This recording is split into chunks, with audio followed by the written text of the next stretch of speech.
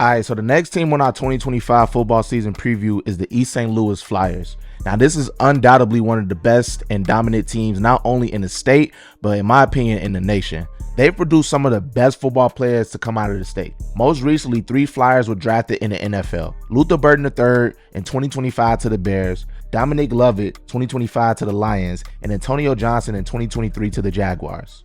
East St. Louis is so good that they play a nationally ranked schedule. For example, in the 2025 season, they'll be taking on Bishop Gorman, the #1 team in the state of Nevada, IMG Academy, who they regularly play, which is the #1 team in Florida, and Bergen Catholic, the #1 team in New Jersey. And to be honest, that's actually what we love about East St. Louis.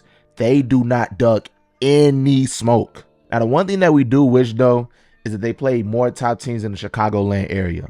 And there are definitely some dream matchups out there.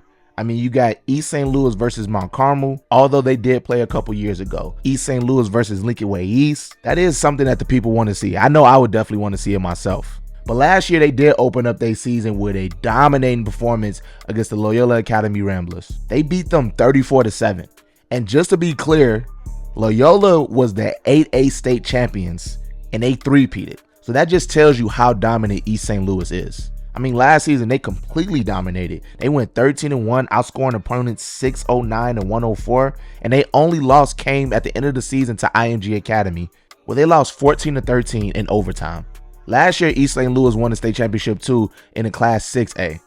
In the 6A state title game, they beat Geneva 48-28. And being there personally last year, that was a very entertaining offensive performance from both teams. Now, the Flyers are returning some of the top 3-star players in the state. We got Cortez Rupert, Mitrell Tillman, Terrell Berryhill, and Leon Howard. Now, the Flyers are once again favored to win the 6A state championship, even with 6A looking slightly different this year.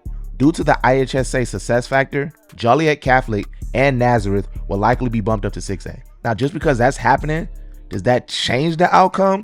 If you asking me, probably not. The Flyers have appeared in the last 5 6A state championships and won 3 of them. Nonetheless, it's going to be another electric season for the East St. Louis Flyers as they look to add their 12th state title. And also, I suspect they could potentially be adding some very good transfers that can only enhance their team this season.